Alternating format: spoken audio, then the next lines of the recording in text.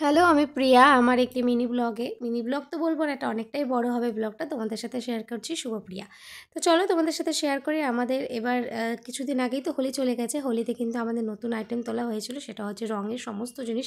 পিচকারি রং, খনি রং থেকে শুরু করে বিভিন্ন ধরনের মুখোশ এবং বিভিন্ন ধরনের পিচকারি।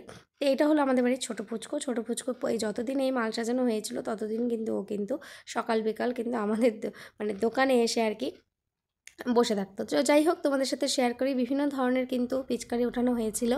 সাথে হচ্ছে কী বলে হচ্ছে, যেহেতু আমাদের মাটির জিনিসের দোকান সমস্ত কিছুই বিক্রি হয়, সেখানে ওগুলোও কিন্তু সামনে রাখা হয়েছে। আর বিভিন্ন কালারের কিন্তু রং ছিল সাথে। তো খনি রঙও ছিল আর মুখোশও ছিল। দেখো মুখোশগুলো কিন্তু ভীষণ একটু ভয়ানক টাইপের। তো সবই মোটামুটি সেল হয়ে গেছে। তোমাদের সাথে শেয়ার করলাম যেহেতু নতুন ব্যবসা। ব্যবসা তো নতুন নয়, তবে এই আইটেমগুলো নতুন তোলা হয়েছে। আর সামনে যে ছোটো ছোটো কাগজের মধ্যে আটকানো মানে পুতুলগুলো দেখতে পাচ্ছ, ওগুলো কিন্তু চশমা। আর এগুলো কিন্তু মাটির কলসি। এটাতে একটাতে 15 লিটার আর একটাতে কিন্তু 10 লিটার জল আটে। এটাও আমাদের একটা আইটেম, কিন্তু যেহেতু শো অফ করতে হবে সামনে, তো রঙের পাশাপাশি এটাও রেখেছিলাম। এগুলো প্রচুর বিক্রি হচ্ছে যেহেতু এখন গরম।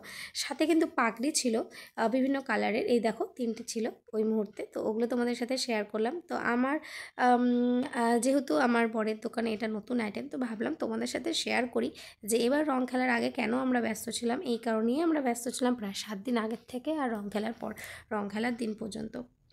তো তোমাদের কেমন লাগলো ভিডিওটা জানিও। আমাদের দোকানে কিন্তু সব কিছুই পাওয়া যায়, দশকর্মার থেকে শুরু করে বই খাতা, খাতা পেন থেকে শুরু করে এভরিথিং। তো ভাবলাম তোমাদের সাথে এটা শেয়ার করি। ভালো লাগলে লাইক কমেন্ট শেয়ার করে পাশে থাকো। দেখা হচ্ছে নেক্সট ভিডিওতে। ততক্ষণের জন্য টাটা।